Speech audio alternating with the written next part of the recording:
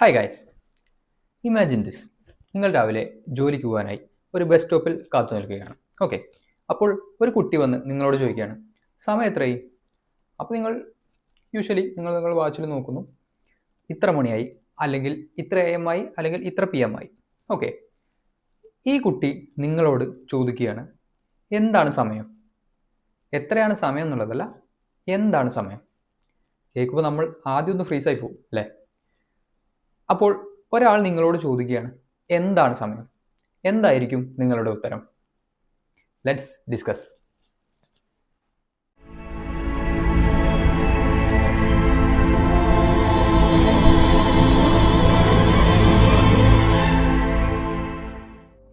So guys, welcome back to my channel hypnotised human.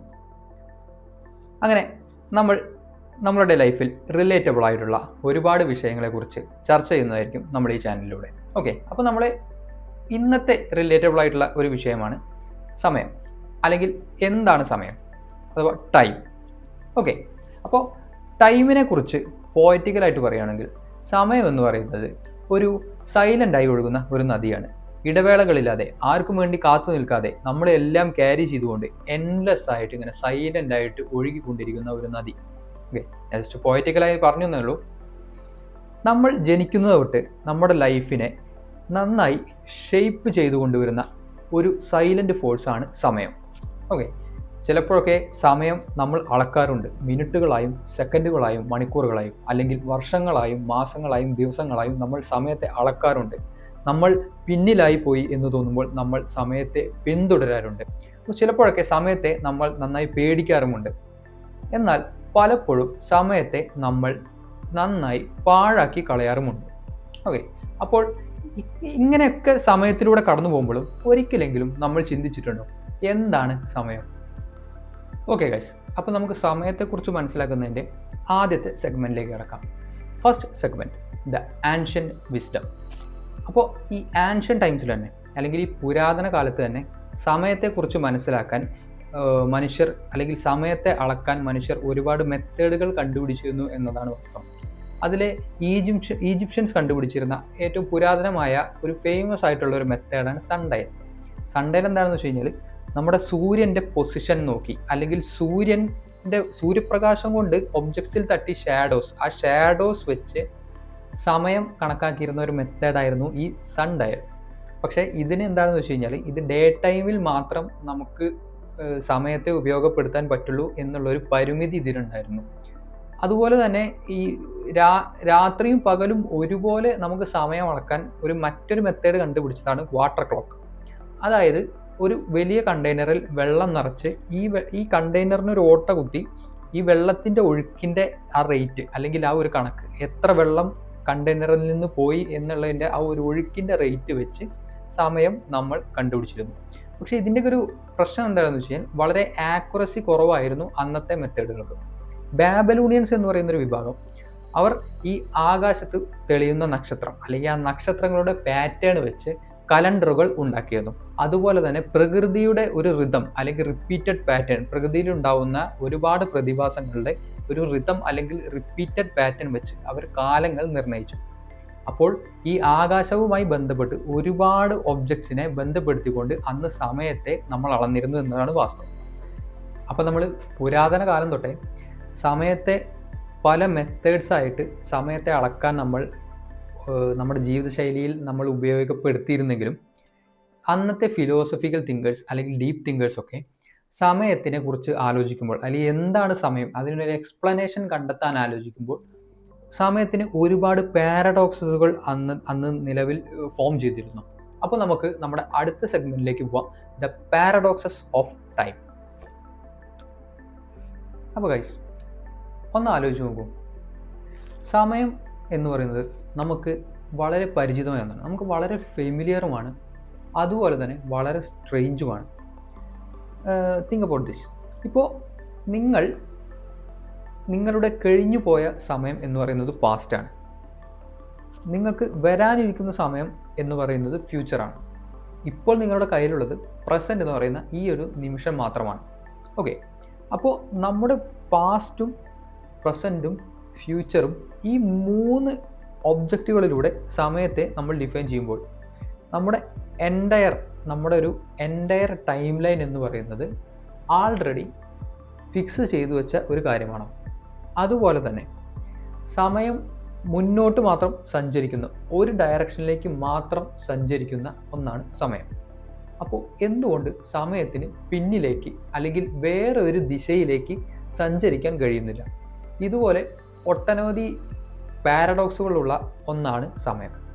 അപ്പോൾ ഞാൻ പറഞ്ഞ പോലെ പുരാതന കാലത്ത് തന്നെ ഡീപ്പ് തിങ്കേഴ്സും ഫിലോസഫേഴ്സും ഒരുപാട് ആലോചിക്കുമ്പോൾ ഇതുപോലത്തെ പല പാരഡോക്സുകളും അന്ന് തൊട്ടേ സമയം എന്ന് പറയുന്ന അല്ലെങ്കിൽ ടൈം എന്ന് പറയുന്നതിന് അന്ന് തന്നെ നിലവിലുണ്ടായിരുന്നു.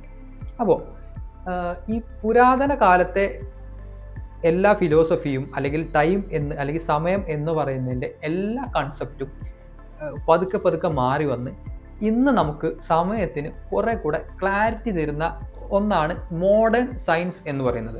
അപ്പോൾ നിലവിൽ മോഡേൺ സയൻസ് വന്ന് സയൻസിന് എന്താണ് സമയത്തെക്കുറിച്ച് പറയാനുള്ളത് എന്ന് നമുക്ക് നോക്കാം. അപ്പോൾ നമുക്ക് നമ്മുടെ അടുത്ത സെഗ്മെന്റിലേക്ക് പോവാം. ദ ടൈം ഇൻ സയൻസ്, അല്ലെങ്കിൽ സയൻസിൻ്റെ കണ്ണിലൂടെ എന്താണ് സമയം. അപ്പോൾ ഗൈസ്, സയൻസിൻ്റെ കണ്ണിലൂടെ എന്താണ് സമയം? അപ്പോൾ സമയം മോഡേൺ സയൻസ് വന്നതോടുകൂടി സമയത്തിൻ്റെ മൊത്തം കൺസെപ്റ്റ് തന്നെ മാറി മറിഞ്ഞു എന്ന് വേണം നമുക്ക് പറയാൻ. അതായത് സമയം എന്ന് പറയുന്നത് വെറും ഒരു ദിശയിലൂടെ സഞ്ചരിച്ച് നമ്മൾ അളന്നുകൊണ്ടിരിക്കുന്ന നമ്മുടെ എല്ലാ കൺസെപ്റ്റുകളെയും മാറ്റിമറിക്കുന്ന ഒരു എക്സ്പ്ലനേഷനാണ് സയൻസ് നമുക്ക് തന്നത്. സമയം എന്ന് പറയുന്നത് നാലാമത് അല്ലെങ്കിൽ മറ്റൊരു നമ്മുടെ പ്രപഞ്ചവും എല്ലാതും നിലകൊള്ളുന്ന ഒരു ഹയർ ഡയമെൻഷനായിട്ട് സമയത്തെ നമുക്ക് സയൻസ് കാണിച്ചു തന്നു. ഒരു ബിന്ദുവിൽ നിന്നും മറ്റൊരു ബിന്ദുവിലേക്ക് വരയുന്ന ഒരു 1 ഡയമെൻഷണൽ ലൈൻ പോലെ, അല്ലെങ്കിൽ ഒരു 4 ബിന്ദുക്കൾ ഒന്നിക്കുന്ന ഒരു 2 ഡയമെൻഷണൽ റെക്റ്റാങ്കിൾ പോലെ, അല്ലെങ്കിൽ ഒരു ക്യൂബായിട്ടുള്ള ഒരു 3 ഡയമെൻഷണൽ ക്യൂബ് പോലെ നമ്മുടെ ഈ 3 ഡയമെൻഷണൽ ഈ പ്രപഞ്ചം ഉൾക്കൊള്ളുന്ന ഒരു 4th ഡിമെൻഷനായിട്ടാണ് നമുക്ക് സമയത്തെ സയൻസ് എക്സ്പ്ലെയിൻ ചെയ്തു തന്നത്. അതായത് നമ്മുടെ ഈ ഫുൾ പ്രപഞ്ചം നമ്മുടെ ഉൾക്കൊള്ളുന്നത് വെറും സ്പേസ് എന്ന് പറയുന്ന ഒരു ഇതിലല്ല, സ്പേസിനോട് ഇഴുകിച്ചേർന്ന് ടൈം എന്നും കൂടി കൂട്ടി സ്പേസ് ടൈം എന്നുള്ളൊരു 4th ഡിമെൻഷനിലാണ് നമ്മുടെ പ്രപഞ്ചം ഉൾക്കൊള്ളുന്നത് എന്നാണ് സയൻസ് നമുക്ക് കാണിച്ചു തരുന്നത്. പണ്ട് ഐസക് ന്യൂട്ടൻ നമുക്ക് സമയത്തെ വിവരിച്ചു തന്നിരുന്നത് എല്ലായിടത്തും എല്ലാവർക്കും ഒരുപോലെ അനുഭവപ്പെടുന്ന ഒരു ഫ്ലോ ആണ് സമയമെന്നാണ്. പക്ഷേ Albert Einstein theory of relativity കൊണ്ടുവന്നതോടുകൂടി സമയത്തിൻ്റെ മൊത്തം കാഴ്ചപ്പാട് തന്നെ മാറി. ആൽബർട്ട് ഐൻസ്റ്റൈൻ പറഞ്ഞിരുന്നത് സമയം എന്നത് വളരെ ആപേക്ഷികമാണ്, അതായത് സമയം റിലേറ്റീവാണ്. സമയം ആപേക്ഷികമാണെന്ന് പറയുമ്പോൾ തിയറി ഓഫ് റിലേറ്റിവിറ്റി കുറച്ച് അധികം ഇലാബറേറ്റായി പറയേണ്ടി വരും. എന്നാലും ഞാനിവിടെ തിയറി ഓഫ് റിലേറ്റിവിറ്റി വളരെ ബ്രീഫായി ചുരുക്കി പറയാം.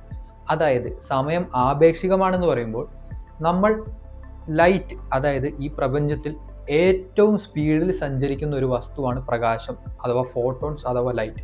അപ്പോൾ ലൈറ്റിൻ്റെ സ്പീഡിൽ നമ്മൾ സഞ്ചരിക്കുകയാണെങ്കിൽ നമുക്ക് സമയം വളരെ സ്ലോ ആയിട്ട് കാണാൻ പറ്റും എന്നുള്ളതാണ് തിയറി ഓഫ് റിലേറ്റിവിറ്റിയിൽ പറയുന്നത്. അതായത് നിങ്ങൾ ഒരു നോർമൽ റോക്കറ്റിൽ ഇപ്പോൾ ഭൂമിയിൽ നിന്ന് പുറപ്പെട്ടാൽ അടുത്ത ഗാലക്സിയിലേക്ക് എത്താൻ കോടിക്കണക്കിന് വർഷങ്ങൾ എടുക്കും എന്നുള്ളതാണ് വാസ്തവം. പക്ഷേ ലൈറ്റിൻ്റെ സ്പീഡിൽ നിങ്ങൾ സഞ്ചരിക്കുകയാണെങ്കിൽ അവിടെ നിങ്ങൾക്കും ആ ഗാലക്സിക്കും ഇടയിലുണ്ടാവുന്ന സമയവും ദൂരവും ചുരുങ്ങും, അത് മന്ദഗതിയിലാവും. അപ്പോൾ ഇതാണ് തിയറി ഓഫ് റിലേറ്റിവിറ്റി പറയുന്നത്. അതുപോലെ തന്നെ ഗ്രാവിറ്റി കൂടിയ ഒരു വസ്തു, ഫോർ എക്സാമ്പിൾ നമ്മൾ ബ്ലാക്ക് ഹോളുകൾ എടുക്കുകയാണെങ്കിൽ ബ്ലാക്ക് ഹോളിനോട് വളരെ അടുത്ത് അല്ലെങ്കിൽ അതിൻ്റെ ഗ്രാവിറ്റി വലയത്തിനോട് അടുത്ത് നമ്മൾ ചെന്ന് നിൽക്കുകയാണെങ്കിൽ, അല്ലെങ്കിൽ ഒരു ബ്ലാക്ക് ഹോളിൻ്റെ ഗ്രാവിറ്റി ഇമ്പാക്റ്റിൽ നമ്മൾ നിൽക്കുകയാണെങ്കിൽ നമ്മുടെ വാച്ചിൽ 1 സെക്കൻഡ് എന്ന് പറയുന്നത് അതൊരു വളരെ വലിയ ബ്ലാക്ക് ഹോൾ ആണെന്നിരിക്കട്ടെ, അപ്പോൾ വളരെ വലിയ ബ്ലാക്ക് ഹോളിൻ്റെ അടുത്താണ് നമ്മൾ നിൽക്കുന്നുണ്ടെങ്കിൽ നമ്മുടെ വാച്ചിൽ 1 സെക്കൻഡ് എന്ന് പറയുന്നത് ഭൂമിയിൽ നിൽക്കുന്ന അല്ലെങ്കിൽ ഭൂമിയിലെ സമയം അപേക്ഷിച്ച് കോടിക്കണക്കിന് വർഷങ്ങളോ ചിലപ്പോൾ യുഗങ്ങളോ എടുത്തേക്കാം. അപ്പോൾ നമ്മൾ എവിടെ നിൽക്കുന്നു അല്ലെങ്കിൽ നമ്മൾ അനുഭവിക്കുന്ന ഗ്രാവിറ്റി സ്പീഡ് ഇതിനോടൊക്കെ അനുബന്ധിച്ച് നമുക്ക് ആപേക്ഷികമാണ് സമയം എന്നുള്ളതാണ് തിയറി ഓഫ് റിലേറ്റിവിറ്റിയിൽ കൂടുതൽ ക്ലാരിഫൈ ആയിട്ട് മോഡേൺ സയൻസ് വന്നതോടുകൂടി സമയത്തെക്കുറിച്ച് നമുക്ക് മനസ്സിലാക്കാൻ പറ്റിയത്. അപ്പോൾ ഗൈസ്, ബിയോണ്ട് സയൻസ്, നമുക്ക് നമ്മുടെ ജീവിതത്തിൽ സമയം എന്ന് പറയുന്നത് വളരെ പേഴ്സണലാണ്. നമ്മുടെ എക്സിസ്റ്റൻസിനെ തന്നെ വാല്യൂ തരുന്നതും ഷേപ്പ് ചെയ്തെടുക്കുന്നതും സമയത്തിന് വലിയൊരു പങ്കുണ്ട്. അപ്പോൾ നമുക്ക് നമ്മുടെ അടുത്ത സെഗ്മെൻറ്റിലേക്ക് കിടക്കാം, ദ ഹ്യൂമൻ എക്സ്പീരിയൻസ്. അപ്പോൾ നമ്മുടെ മനുഷ്യരുടെ ജീവിതം എന്ന് പറയുന്നൊരു പേഴ്സെപ്ഷനിൽ സമയത്തെക്കുറിച്ച് കാണുകയാണെങ്കിൽ, നമ്മൾ ഇപ്പോൾ ശ്രദ്ധിച്ചിട്ടുണ്ടോ എന്നറിയില്ല, നമ്മുടെ കുട്ടിക്കാലത്ത് നമുക്കൊക്കെ ഒരുപാട് സമയമുള്ളതായിട്ട് തോന്നിയിരുന്നു, അല്ലെങ്കിൽ സമയം വളരെ പതുക്കെ ചലിക്കുന്നതായിട്ടുള്ള ഒന്നായിട്ടാണ് നമുക്ക് സമയം തോന്നിയിട്ടുള്ളത്. പക്ഷേ നമ്മൾ വലുതായി വരുന്തോറും, നമ്മൾ വളർന്നു വരുന്തോറും നമുക്ക് ഒട്ടും സമയമില്ലാതെ, അല്ലെങ്കിൽ വളരെ വേഗത്തിൽ സമയം പാസ് ചെയ്യുന്നതായിട്ട് നമുക്ക് തോന്നും. അതുപോലെ തന്നെ നമുക്ക് സന്തോഷമുള്ള നിമിഷങ്ങളിൽ സമയം വളരെ പെട്ടെന്ന് പോകുന്നതായിട്ടും, അതുപോലെ തന്നെ നമുക്ക് സങ്കടമുള്ള നിമിഷങ്ങൾ നമ്മുടെ കൺമുന്നിൽ നിന്നും സമയം ഒട്ടും നീങ്ങാത്തതുപോലെ നമുക്ക് തോന്നാറുണ്ട്. അപ്പോൾ ഒന്നും എല്ലാ കാലത്തും നിലനിൽപ്പില്ല എന്നുള്ളൊരു വലിയ പാഠം സമയം നമ്മളെ പഠിപ്പിക്കുന്നുണ്ട്.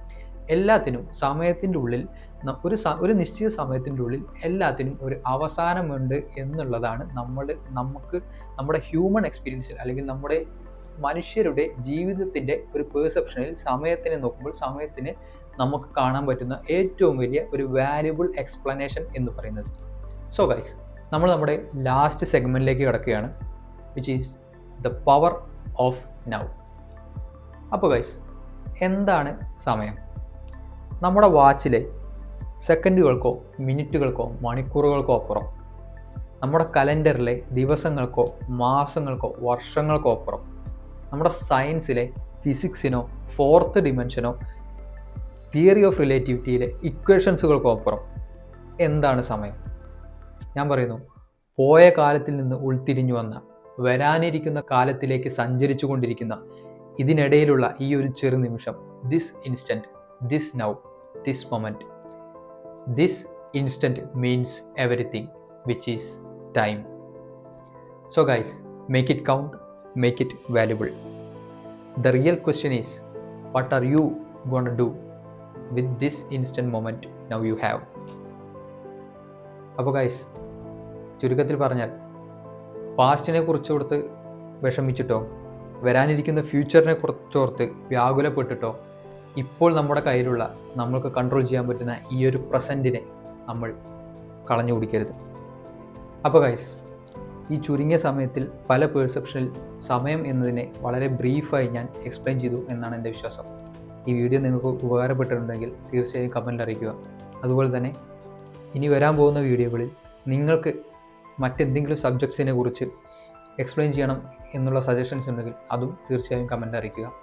സബ്സ്ക്രൈബ് ചെയ്യുന്ന കാര്യം പരിഗണിക്കുക. Okay, so until next time.